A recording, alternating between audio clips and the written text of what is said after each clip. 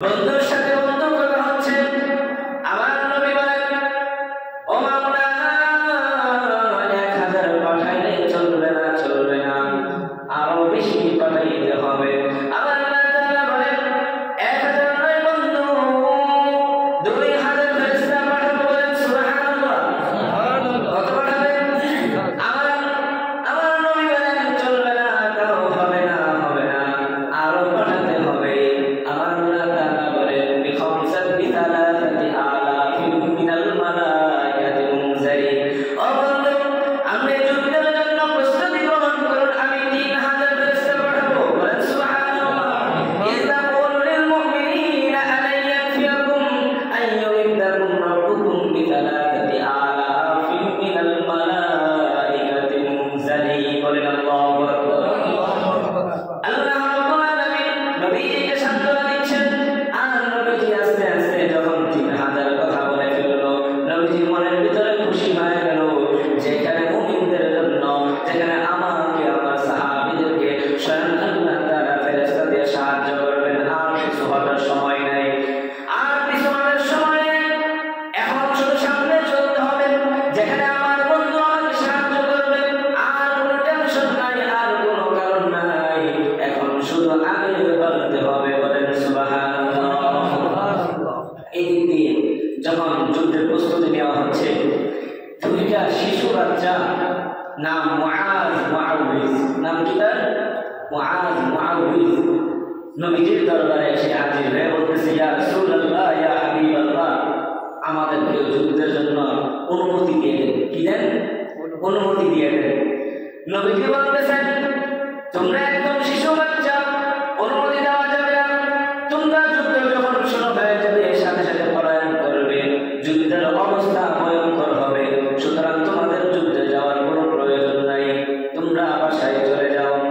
শিশু বাচ্চা বলতেছেন, আমার মার সাথে আমি ওয়াদা করে আসছি, আমার মার সাথে আমি ওয়াদা করেছি, ও মা, যতক্ষণ পর্যন্ত আমি আবু জাহেলকে আমি যতক্ষণ পর্যন্ত হত্যা না করব, তারপর না কাটবো, ততক্ষণ পর্যন্ত আমি আপনার সাথে দেখা করব না। বলেন না সুবহানাল্লাহ। কি বলেন?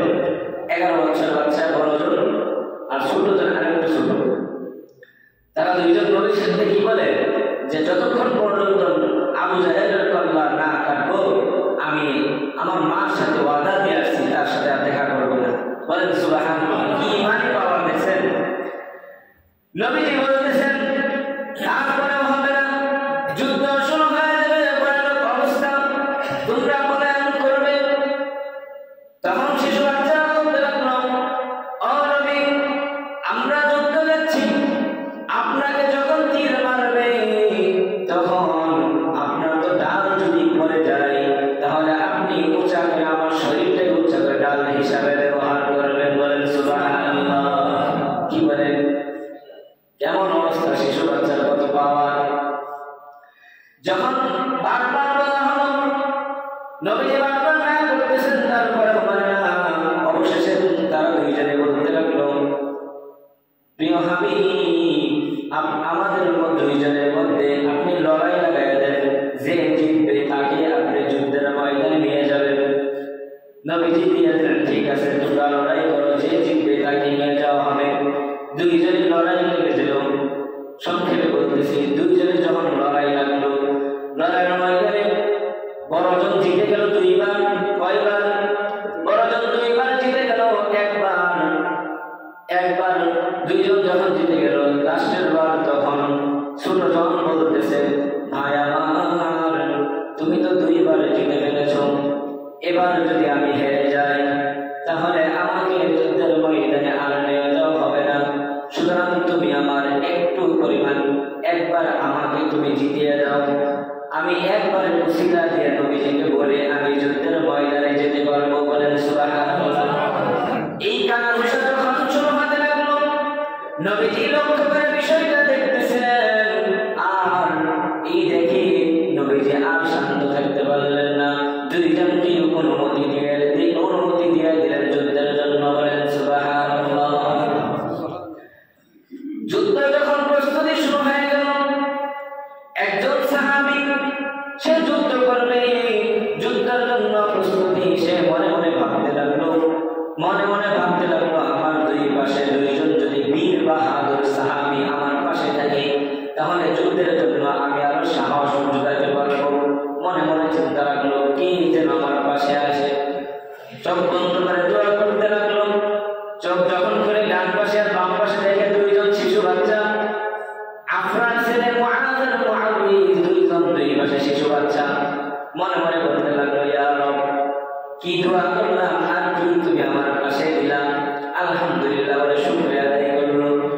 যখন যুদ্ধ শুরু হয়ে যাবে এর আগে ডান পাশে শিশু বাচ্চাকে সাহাবীকে বলতে লাগলো, ইয়া আম্মি আরিনি আবা জাহল, ইয়া আম্মি আরিনি আবা জাহল। ও চাচা, আবু জাহেল কোনটা আমাকে একটু দেখায় দেন। আবু জাহেল কেউ চিনে না, আবু জাহেল কোনটা একটু দেখায় দেন।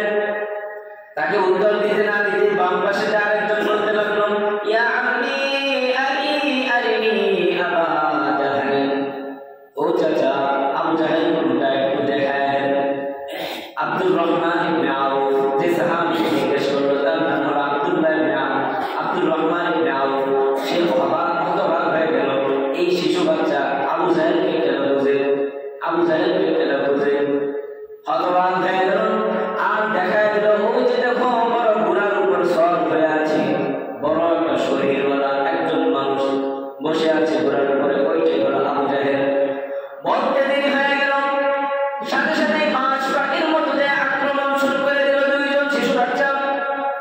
আক্রমণ শুরু হয়ে গেল। প্রথমে যাওয়ার পরে ওই ঘোড়ার পার মধ্যে আক্রমণ করে বসলো, ঘোড়ার পা কেটে পড়ে গেল। ঘোড়ার পা কেন পড়ে গেল এটা শুরুতেই বলে আসছি। আমার আল্লাহ তাআলা 3000 ফেরেশতা পাঠিয়ে দিয়েছেন এই যুদ্ধের ময়দানে। শিশু বাচ্চা আক্রমণ করছে আর সাথে সাথে ওই ঘোড়ার পা দুইটা পড়ে গেছে, বলেন সুবহানাল্লাহ। একজন যখন আক্রমণ করছে পা দুইটা পড়ে গেছে, সাথে সাথে আবু জাহেল মাটির মধ্যে পড়ে গেছে। আবু জাহেল পড়ে যাওয়ার সাথে সাথে আরেকজন বাচ্চা সাথে সাথে তার গর্দানের মধ্যে ছুরি চালায় দিয়েছে, বলেন সুবহানাল্লাহ। কি হয়ে গেল ঘটনা? আর এদিকে আবু জাহেল বলতে লাগলো, কিসের যুদ্ধ করতে আসলাম? এতদিন ভাবছিলাম মুহাম্মদ একটা বোকা, আজকে আমি নিজের চোখে দেখলাম মুহাম্মদ আসলে একটা বোকা। আমরা অস্ত্র শস্ত্র বাহিনী নিয়ে আমরা 1000-এর বেশি মানুষ নিয়ে আসলাম, আর মুহাম্মদ মাত্র অল্প কয়েকজন মানুষ নিয়ে আসছে। বদরের ঘটনা আমরা সকলে জানি, মাত্র 313 জন সাহাবী ছিলেন। অল্প কিছু মানুষ নিয়ে তারা যুদ্ধ করতে আসছে, আমরা 10 মিনিটের মধ্যে সব ফিনিশ করে দিব। খুব খুশিতে অহংকার করতে লাগলো। যুদ্ধ শুরু হয়ে যাওয়ার পরে এই ঘটনা, যখন আবু জাহেলের গর্দানের মধ্যে ছুরি চালায় দেওয়া হলো, আরেকজন ওই কাফের আরেকজন এসে ওই শিশু বাচ্চার হাতের মধ্যে কোপ দিয়ে দিল। যখন হাতের মধ্যে কোপ দিয়ে দিল, এই হাতটা কেটে গিয়ে শরীরের চামড়ার সাথে জুড়ে আছে, কিন্তু কোনো কাজ করতে পারতেছিল না। আব্দুর রহমান ইবনে আউফ দূর থেকে লক্ষ্য করলেন। আমি বিষয়টা এত লক্ষ্য করে দেখলাম যে আবু জাহেলের গর্দানের মধ্যে শুধু কোবাইতেছে আর কোবাইতেছে, কিন্তু আরেকজন যখন এসে তার হাতের মধ্যে কোপ দিল, সে এই হাত নিয়ে কোনো কাজ করতে পারতেছিল না, জিহাদ করতে পারতেছিল না। এমন সময় আমি লক্ষ্য করে দেখলাম ওই শিশু বাচ্চাটা তার হাতটা মাটির মধ্যে রেখে হাতটা টান দিয়ে ছেড়ে ফেলে দিল, আর সাথে সাথে ওই এক হাত দিয়ে যুদ্ধ করতে শুরু করে দিল, বলেন সুবহানাল্লাহ। কি বুঝলেন ঈমানের পাওয়ার কি জিনিস? এক হাত কেটে পড়ে গেল, ওই হাত পা দিয়া টান দিয়া ছেড়ে ফেলে দিয়া আরেক হাত দিয়া যুদ্ধ করতে লাগলো। আর এই সময় আবু জাহেল মরে গেল, জাহান্নামের মধ্যে নিমজ্জিত হয়ে গেল। এদিক দিয়ে যখন বিশ্বনবী মুহাম্মদ রাসূলুল্লাহ সাল্লাল্লাহু আলাইহি ওয়াসাল্লামের কাছে খবর চলে আসলো আবু জাহেল মরে গেছে, আবু জাহেল জাহান্নামে নিমজ্জিত হয়ে গেছে, তখন নবীজি ঘোষণা দিলে কে মারছে? দুইজনের মধ্যে বলতে লাগলো আমি মারছি, আমি মারছি। নবীজি ঘোষণা দিতে লাগলেন। এই ঘটনাকে পর্যবেক্ষণ করে নবীজি ঘোষণা দিলেন একজনে মারছে, বড়